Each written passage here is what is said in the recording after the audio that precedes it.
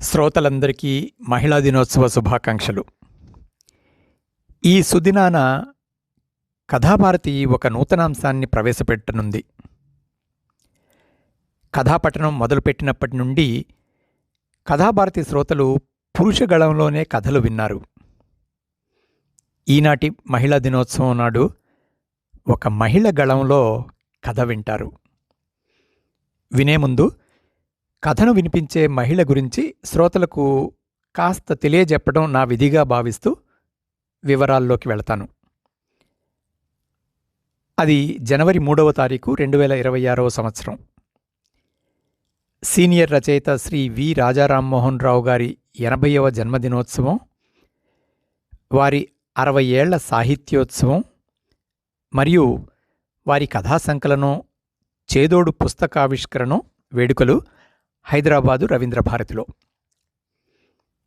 ఆ వేడుకలకు శ్రీ రాజా రామ్మోహన్ రావు గారి అభిమానులు, మిత్రులు, బంధువులు, మరికొంతమంది సాహిత్యాభిలాషులు, కొందరు కథాభారతి శ్రోతలు ఆనాటి వేడుకలకు విచ్చేసి ఆ ఆనందంలో భాగస్థులవ్వడం శ్రీ రాజా రామ్మోహన్ రావు గారికి, వేడుకలను నిర్వహించిన కథాభారతి యాజమాన్యానికి కూడా చాలా ఆనందదాయకం.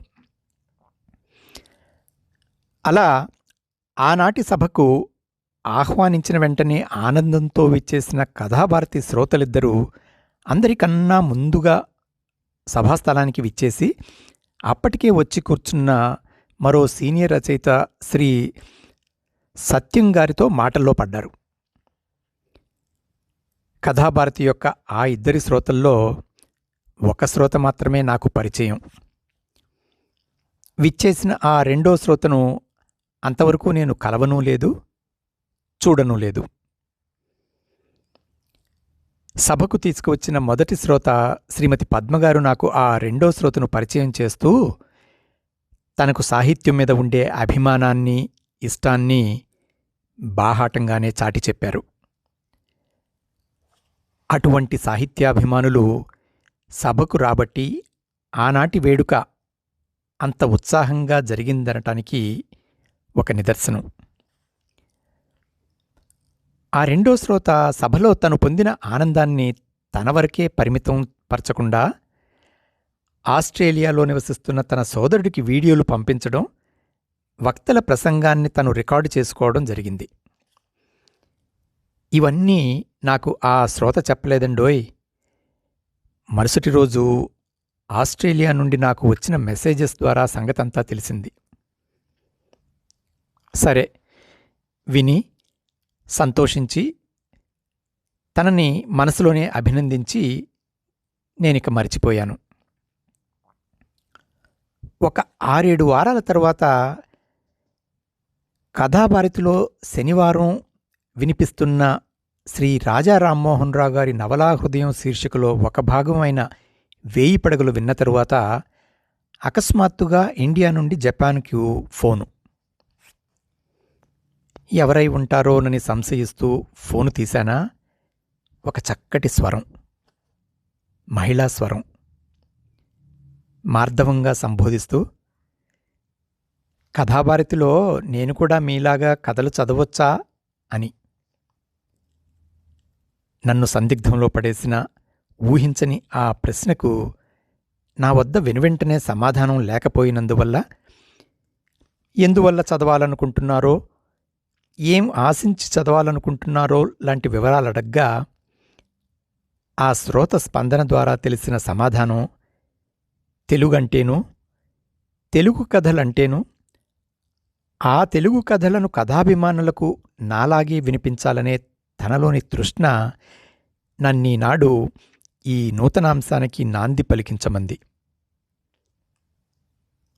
తల్లి భారతి ఆశీర్వాదాలతో ఇటువంటి కథాపఠనాన్ని అభివృద్ధిపరిచి నాలాగా ఇంకో 10 మందినన్నా రూపుదిద్దాలన్న నా చిరకాల కోరికకు ఇది తొలిమెట్టు. శ్రోత స్థాయి నుండి కథాభారతి వేదిక మీదకు చేరిన ఆ వ్యక్తి ఇందాక నేను పేర్కొన్న ఆ రెండో శ్రోత. పేరు శ్రీమతి లక్ష్మీజ్యోతి గారు. హైదరాబాద్ నివాసులు, విశ్రాంత ఉపాధ్యాయుని. ఈ దినాన ఒక మహిళ రాసిన కథను మరో మహిళ చదివి వినిపించడం, ఇంకో మహిళ దీన్ని శ్రోతల ముందుకు తీసుకురావటం మహిళా దినోత్సవానికి కథాభారతి పరిధిలో ఒక చిన్న నిర్వచనం. కథాభారతికిది కవనోత్సవం. శ్రీమతి లక్ష్మీజ్యోతి గారికిది తొలి కథాపట్టణం కావటం వారికే కాదు, కథాభారతికి కూడా గర్వకారణం. విని ప్రోత్సహిస్తారని ఆశిస్తూ, మహిళలందరికీ, ప్రత్యేకంగా రచయిత్రి శ్రీమతి వాడపల్లి పూర్ణకామేశ్వరి గారికి మరోసారి మా హృదయపూర్వక శుభాకాంక్షలు. కథాభారతి శ్రోతలకు నమస్సుమాంజలి. ఈనాటి మన కథ అమ్మను దత్తు ఇవ్వండి. రచన శ్రీ వాడపల్లి పూర్ణకామేశ్వరి గారు. శ్రీమతి వాడపల్లి పూర్ణకామేశ్వరి గారు దక్షిణ రైల్వేలో ప్రస్తుతం ప్రైవేట్ సెక్రటరీగా పదవీ బాధ్యతలు నిర్వర్తిస్తున్నారు. వారి నివాసం చెన్నై, తమిళనాడు. పుట్టినది 1973, పిఠాపురం, తూర్పుగోదావరి జిల్లా, ఆంధ్రప్రదేశ్. తల్లిదండ్రులు నోరి సుందరేశ్వరరావు, లలితా దంపతులు. వీరి విద్యాభ్యాసం హైదరాబాద్లో జరిగింది. హిందీలోనే మొదట భాషగా ఉన్న బడిలో చదివిన కారణంచే తెలుగులో కొద్దిపాటి ప్రవేశమే తప్ప ప్రావీణ్యం పొందే అవకాశం వీరికి కలగలేదు.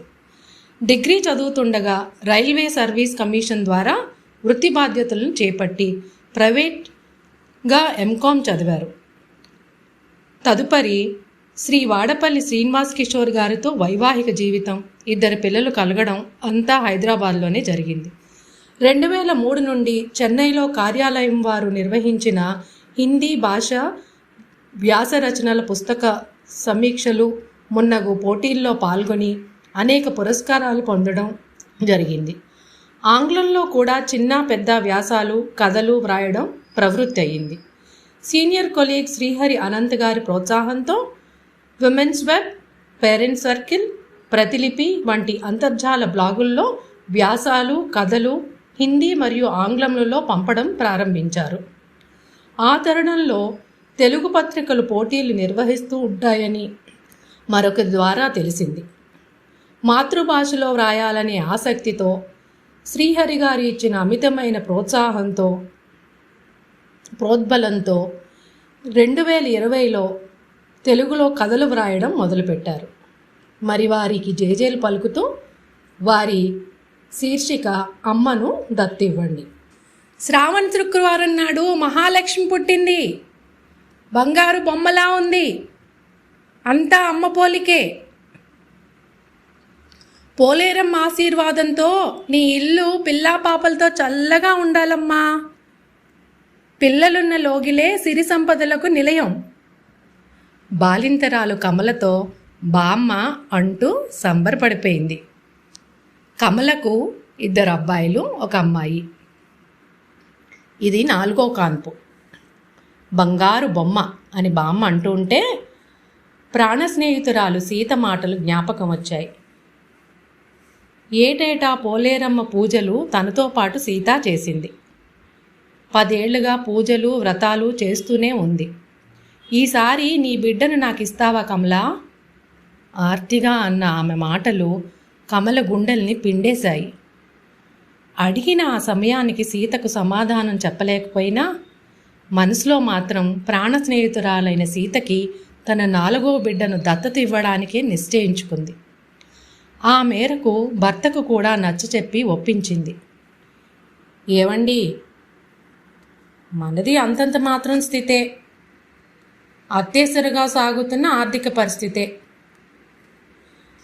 మన బిడ్డ మనకు బరువుని కాదు, నారు పోసినవాడు నీరు పోయక మానడు. కాకపోతే అయిన వాళ్ళింట మన కళ్ళ ముందే పెరుగుతుంది. ఆస్తిపాస్తుల్లో తొలుతూగుతుంది. అన్నిటికీ మించి బిడ్డల కోసం పరితపిస్తున్న ఆ దంపతుల బిడ్డగా అల్లారు ముద్దుగా పెరుగుతుంది. మీరు అంగీకరిస్తారనే ఆశతోనే కోరుతున్నాను. వాళ్లకొక్కగాని ఒక్క మగపిల్లాడేనని, కన్యాదాన ఫలితం దక్కాలని మా సూర్యమ్మావయ్య దంపతులతోనే నాకు కన్యదార పోయించారు మా నాన్నగారు. ఆ ఇంటికే సీత కోడలైంది. ఆ రుణం కూడా తీరుతుంది. వారి చేతుల మీదుగా జరిగిన పెళ్లి మనది అంటూ భర్తను అడిగింది. పుట్టింది ఆడపిల్ల కదా, పెళ్లి బరువు కూడా తగ్గుతుంది అని మధ్యతరగతి తండ్రిలా రంగారావు ఆలోచించడము, వెంటనే సరేరని ఒప్పుకోవడము జరిగిపోయాయి. పురుటకందుని మనసారా చూసుకుంటూ, నీకు అమ్మను నేనైనా, అమ్మ ప్రేమ పంచి లాలించే అమ్మ సీతే అంటూ ముద్దుబాడింది. సీతమ్మ బిడ్డగా శ్రావణి అల్లారు ముద్దుగా పెరుగుతుంది. అయిన వాళ్లే కావడంతో పెళ్ళిళ్లకు పేరంటాలకు రెండు కుటుంబాలు కలుసుకుంటూనే ఉంటాయి. సీత పెంపకంలో ఉన్నందువల్ల బిడ్డ దూరమైందన్న వెలితి కమలకు ఎన్నడూ అనిపించలేదు. కుంటుగా సాగుతున్న రంగారావు వ్యాపారం దశ మారింది. భగవద్గనుగ్రహంతో లాభాలు వస్తూ దినదిన ప్రవర్ధమైంది. ఎంతో వృద్ధి చెందింది. చిన్న పెంకిటిల్లు 2 అంతస్తుల మేడగా మారింది. కొడుకులిద్దరూ ఉన్నత విద్యను అభ్యసించి డిగ్రీలు అందుకున్నారు. అమ్మాయి డిగ్రీ పూర్తి కావస్తుంది. ముగ్గురిలోకి చిన్నదైనా ఆడపిల్ల పెళ్లి ముందుగా చేయాలని సంకల్పించి సంబంధాలు చూడటం మొదలుపెట్టారు. అయిన వారిలోనే మంచి సంబంధం కుదిరి యోగ్యుడైన వరునితో అంగరంగ వైభవంగా పెళ్లి చేశారు. ఆ పెళ్ళికెళ్ళినప్పుడే శ్రావణి కమలకు బాగా చేరువైంది. జన్మనిచ్చిన తల్లి ఆమెనని అంతకు మునిపే తెలిసినా రక్తం పంచిన అమ్మ ప్రేమను అప్పుడే చవిచూసింది. సీతమ్మ శ్రావణిపై ప్రాణాలే పెట్టుకున్న పేగుబంధంలోని అనుభూతిని అప్పుడే తొలిసారిగా పొందింది. జపాన్లో ఉన్న బ్రాంచీలో వ్యాపారం కుంటుపడి విపరీతమైన నష్టాలకు దారితీస్తుందని, దాన్ని పునరుద్ధరించడానికి అన్ని విధాలా అర్హుడైన రామ్మూర్తిని ఆ బాధ్యత చేపట్టమని కంపెనీ యాజమాన్యం కోరింది. వారు ఆశించిన ఫలితాలను చూపగలిగిన సామర్థ్యం తనకున్నందువల్లనే అట్టి ప్రస్తావన చేశారు. రామ్మూర్తి దంపతులు శ్రావణిని తీసుకుని జపాన్ పయనానికి సిద్ధమయ్యారు. దత్తు వెళ్ళినా ఇన్నేళ్లు కన్నకూతురు కళ్ళెదుటే ఉంది. ఇప్పుడు దూరం అవుతోందని బెంగగానే అనిపించింది కమలకు. 1 ఏడాది ఎంతలోకి తిరిగి వస్తుంది? అయినా నీతో మాట్లాడకుండా నేను మాత్రం ఉండగలనా?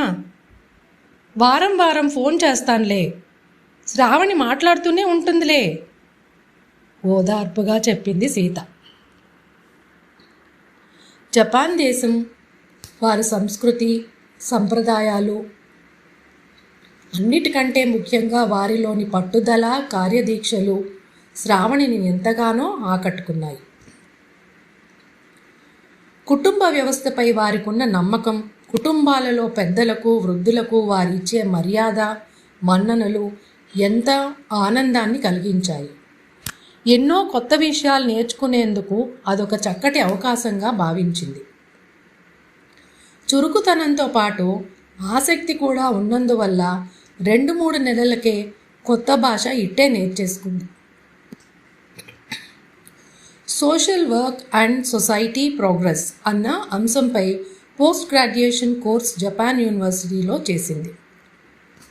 కంపెనీ వారు ఆశించినట్టుగానే అక్కడి బ్రాంచ్ ఒక కొలిక్కి వచ్చినందున వారి కోరికని మన్నిస్తూ ముందుగానే రామ్మూర్తి గారు అభ్యర్థించినట్టుగానే మళ్ళీ స్వదేశానికి తన బ్రాంచీకే పోస్టింగ్ ఇచ్చారు. ఈ గాలి ఈ నేల ఈ ఊరు సెలయేరు అన్న పాట వింటూ మన దేశపు మన్ను వాసన కమ్మదనమే వేరు అనుకుంటూ విమానాశ్రయం నుండి ఇల్లు చేరుతూ ఉప్పొంగిపోయాడు రామ్మూర్తి. అయితే ఆ ఆనందం ఎంతకాలం నిలవలేదు. 2 నెలలైనా తిరగకుండా రామ్మూర్తి పనిచేస్తున్న ఎంఎన్సీని మరో కంపెనీ కొనుగోలు చేసింది. భారతదేశం ఆపరేషన్స్కు మొత్తంగా స్వస్తి చెప్తూ 1200 మంది ఉద్యోగస్తులకు పదవీ విరామ నోటీసులు పంపారు. కంటి తుడుపుగా 1 నెల ఎక్స్క్రీషియా ఇచ్చారు. బెగర్స్ ఆర్ నాట్ చూజర్స్ అన్నట్టు దండం పెట్టి వెళ్ళిపోవడం తప్ప చేయగలిగిందేమీ లేదనుకుని వాపోయారు ఉద్యోగస్తులు. అనేక ఉన్నత పదవుల్లో ఎన్నో బాధ్యతలను స్వీకరించి కర్తవ్యాన్ని నిర్వర్తిస్తూ సేవలందించి మంచి పేరు తెచ్చుకోవడమే కాకుండా కంపెనీకి ఎన్నో లాభాలు సంపాదించి పెట్టడానికి దోహదపడ్డాడు రామ్మూర్తి. ఉద్యోగం లేకపోవడం తలకొట్టేసినట్టు అయిపోయింది. చేయని తప్పుకు శిక్ష అనుభవిస్తున్నానని లోపలే కుమిలిపోసాగాడు. మనోవ్యధని మించిన వ్యాధి లేదన్నట్టు అది అతన్ని నిలువెల్లా దహించేస్తూ అమాంతంగా అతని ప్రాణాన్నే కబళించేసింది. బళ్ళు ఓడలవుతాయి, ఓడలు బళ్ళు అవుతాయి అన్నట్టు తలకిందులైన పరిస్థితికి తల్లడిల్లింది సీత. అయితే కర్తవ్యం ముందు బాధ చిన్నదయింది.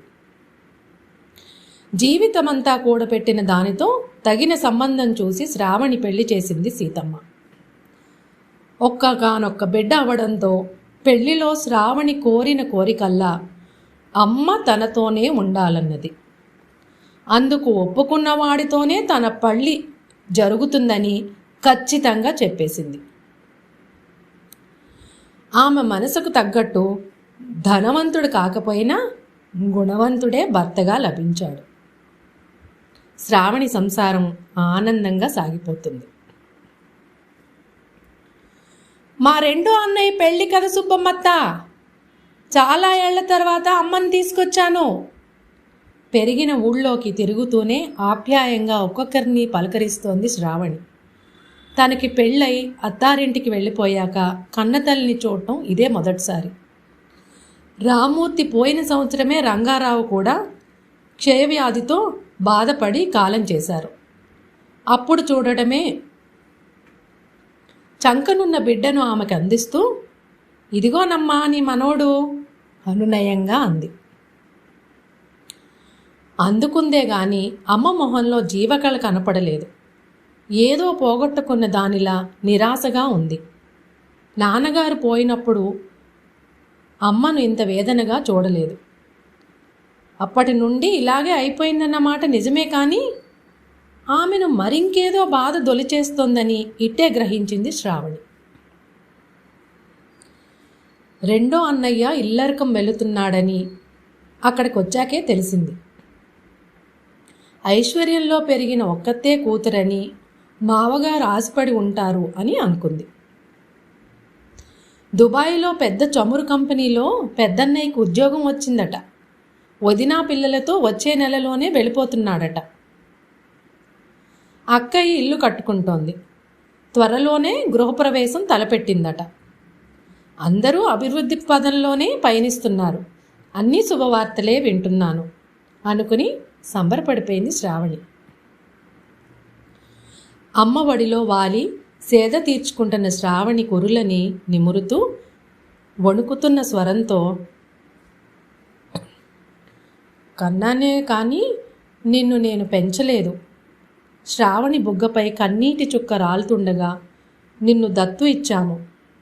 అడగొచ్చునో లేదో తెలియదు, కానీ ఇప్పుడు జీవితపు చివరి దశలో నాకు నీ ఇంట ఆశ్రయం ఇవ్వగలవా తల్లి? అర్థిస్తున్నట్టుగా అడిగింది కమల. వడిలో పడుకున్న శ్రావణి అమ్మను చుట్టేసుకుంటూ, ఈ కోవెలలోనే నవమాసాలు గర్భవాసం చేశాను. అటువంటి అమ్మ నిలువు నీడ లేక ఆశ్రయాన్ని అర్థిస్తుందా? ఇంతటి దుస్థితి ఏ తల్లికి రాకూడదు. ఎంత దురదృష్టకరమోనని బాధపడింది. ఆమె దుఃఖానికి కారణం అర్థమైంది. అప్పగింతలు పూర్తయి ఆడపెళ్లి వారితో ఇల్లరికానికి వెళ్ళిపోయాడు చిన్నన్నయ్య. ఒప్పందం ప్రకారం ఆస్తి పంపకాలు అయ్యాక వారి అల్లుడి వాటాను బ్యాంకు ఖాతాలో వేసి అప్పచెప్పాలని మరోసారి జ్ఞాపకం చేసి వెళ్ళారు కొత్త వియ్యంకుడు గారు. అన్నయ్య, అమ్మను నాతో తీసుకెళ్తాను, నా దగ్గరే ఉంటుంది అభ్యర్థనగా అడిగింది శ్రావణి. మా అమ్మను ఎక్కడుంచాలో ఎలా చూసుకోవాలో మాకు తెలుసు, ఎక్కడికి పంపేది లేదు కరాఖండిగా చెప్పేశాడు పెద్దన్నయ్య, మా అన్న పదాన్ని నొక్కి పలుకుతూ, వేర్పాటు చూపుతూ. ఇన్నేళ్ళు లేంది 25 ఏళ్ళ తర్వాత ఇప్పుడు అమ్మ ఎందుకు కావాల్సి వస్తుందో తెలుసుకోలేనంత మూర్ఖులెవరూ లేరిక్కడ, పుల్లవిరుపుగా అంది శ్రావ్యక్క. పేరులో ఉన్న శ్రావ్యం స్వరంలో ఏమాత్రం కనిపించలేదు. అదేంటక్కయ్యా, కన్న తల్లిని తీసుకెళ్ళడానికి కారణాలు కావాలా? అంతే శాంతంగా అంది శ్రావణి. అమ్మపై నీకెలాంటి హక్కులు లేవని దావా వేస్తాను. ఇక మాట్లాడడానికి ఏదైనా ఉంటే కోర్టులో చెప్పుకో, విసురుగా తేల్చేస్తూ బిసబిసా వెళ్ళిపోయాడు పెద్దన్నయ్య. యువర్ ఆనర్, నేను కన్న నా బిడ్డను చేరడానికి చట్టాల అనుమతి కావాలా? ఆమెతో నాకున్న రక్త సంబంధం, పేగు అనుబంధం తెగిపోతుందా? విలపించింది కమల. చూడండమ్మా, మీ లాయర్ గారు వాదనంతా విన్నాము, పరిశీలనలో ఉంది. మీరు స్వయంగా చెప్పుకోవాల్సింది ఏమైనా ఉంటే ఇప్పుడు చెప్పుకోవచ్చు. శ్రావణికు అవకాశం ఇస్తూ అన్నారు జడ్జి గారు. నేను కమలమ్మ పేగు తెంచుకు పుట్టిన కూతురిని. తన ప్రాణ స్నేహితురాలైన సీతమ్మకు పురిటి బిడ్డనైన నన్ను దత్తతిచ్చారు. వారు దత్తపుత్రికగా అల్లారుముద్దుగా పెరిగాను. ఈనాడు నా కన్నతల్లిని నాకు దత్తు ఇవ్వమని సవినయంగా కోరుతున్నాను. అట్టి ఏర్పాటు తనకు అంగీకారమేనని, ఎటువంటి ఆక్షేపణ లేకపోగా ఎంతో ఆనందమని నా దగ్గరే ఉంటున్న మా అమ్మ సీతమ్మ కోర్టు వారికి తెలియజేయడమైనది. తతిమా విషయాలన్నీ మా లాయర్ గారు వివరించారు. కావున ఈ దత్త స్వీకారాన్ని అనుమతిస్తూ ఆమోదము తెలుపగలనని కోర్టు వారికి సవినయంగా మనవి చేస్తున్నాను అంది శ్రావణి. కోర్టు వారి అనుమతితో కాదు ఆ కుటుంబం వారికి నేను కొన్ని విషయాలపై స్పష్టీకరణ ఇవ్వదలుచుకున్నాను. నాకు మా అమ్మ దత్తకు కావాలి. మా అమ్మ మాత్రమే. ఇందులో ఎవరికి ఎటువంటి ఆక్షేపణలు ఉండవనుకుంటాను? గంభీర స్వరంతో ప్రశ్నార్థకంగా అనింది శ్రావణి. దత్తుపుత్రికగా మరో ఇంటికి వారసురాలైన నాకు ఆ తల్లికి పుట్టిన బిడ్డగా వారి ఆస్తిలో వాటా ఉండదు, కోరుకోకూడదు అని వారి లాయర్ గారు చెప్పారు. నాకు అలాంటి ఆశలు కానీ ఆలోచనలు కానీ లేవు. నాన్నగారు తన వీలునామాలో అమ్మకు ఒక భాగం చెందుతుందని వ్రాసిన చిన్నన్నయ్య పెళ్ళి ఒప్పందాల్లో నేను పిల్లల వద్దనేగా ఉంటానని కనుక అక్కర్లేదని అమ్మ దాన్ని 3 భాగాలుగా చేసి వారికే ఇచ్చిన పత్రాలు కోర్టు వారికి ఇవ్వడమైనది. కమలమ్మ కన్న కూతురిగా ఆమెను అమ్మను చేసుకోవాలని తాపత్రయపడ్డానే కానీ ఆమె వెనకున్న ఆస్తుపాస్తులతో నాకు పని లేదు. గుడికి వెళితేనే భగవంతునితో అవినాభావ సంబంధం కోసమో, అక్కడి నివాసి అయి అనుసంధానమైన ఫలితం కోసమో 1 నిమిషమైనా కూర్చుని వెళ్ళాలని చెబుతారే, అలాంటి ఆ తల్లి గర్భంలో 10 నెలలు నివాసం ఉన్న నేను ఆమెకి ఏమీ కాను అనడం ఎక్కడి న్యాయం? అందుకే అదే చట్ట ప్రకారం ఆమెను నాకు దత్తు ఇవ్వమని అర్థిస్తున్నాను. ఆమె కూతురుని అనిపించుకోవాలని తహతహలాడుతున్నాను. అమ్మను కావాలనుకుంటున్నాను. అమ్మ ప్రేమను మాత్రమే కోరుకుంటున్నాను విలపిస్తూ అర్థించింది శ్రావణి. కేసు పూర్వాపరాలు పరిశీలించిన పిమ్మట ఇదొక వినూత్నమైన కేసుగా కోర్టు పేర్కొంది. ఈ కేసు విషయంలో చట్టపుస్తకాల కంటే మానవతా సంబంధాల విలువలకే ప్రాముఖ్యత ఇవ్వడమైనది. శ్రావణి పెట్టుకున్న పిటిషన్ ప్రకారము కమలమ్మ గారిని తన తల్లిగా దత్త స్వీకారానికి కోర్టు ఆమోదిస్తున్నది. రంగారావు గారి ఆస్తులకు వారి 2 కుమారులు మరియు కూతురు వారసులవుతారు. సీతమ్మ రామ్మూర్తి దంపతుల దత్తపుత్రికగా శ్రావణికి రంగారావు గారి ఆస్తిపై ఎటువంటి హక్కులు ఉండవు. కన్న తల్లిని తాను తీసుకుని వెళ్ళడం కోసం మాత్రమే ఈ పిటిషన్ పెట్టుకున్నదని శ్రావణి ద్వారా స్పష్టీకరణమైనది. కావున కమలమ్మపై ఎటువంటి ఒత్తిడిని తెచ్చి ఎలాంటి నిర్బంధంతోనూ ఆమెని కట్టిపయ్యకూడదని ఆమె 3 పిల్లలను హెచ్చరించడమైనది. ఆమెను దత్తత తీసుకున్న కన్న కూతురిని వద్దకు వెళ్ళుటకు కమలమ్మకు సర్వ హక్కులు కలవు. ఆమె ఇష్టప్రకారమే శ్రావణి వద్దనే శేష జీవితం గడిపే సర్వ హక్కులు ఆమెకున్నవని కోర్టు వారి తీర్పు. ఇరువైపులా సీతా కమలమ్మలతో కోర్టును విరిచి ఆనందంగా వెళ్ళింది శ్రావణి. కథాభారతి శ్రోతలకు అంతర్జాతీయ మహిళా దినోత్సవ సందర్భంగా శుభాకాంక్షలు. అన్నయ్య, మీ ఛానల్లో నేను కథ చదవచ్చా అని ఒక చిన్న మెసేజ్ పెట్టగానే నాకు ఈ సదవకాశం ఇచ్చిన శ్రీధర్ అన్నయ్యకి కృతజ్ఞతలు. మరొకసారి మీ అందరికీ మహిళా దినోత్సవ శుభాకాంక్షలు.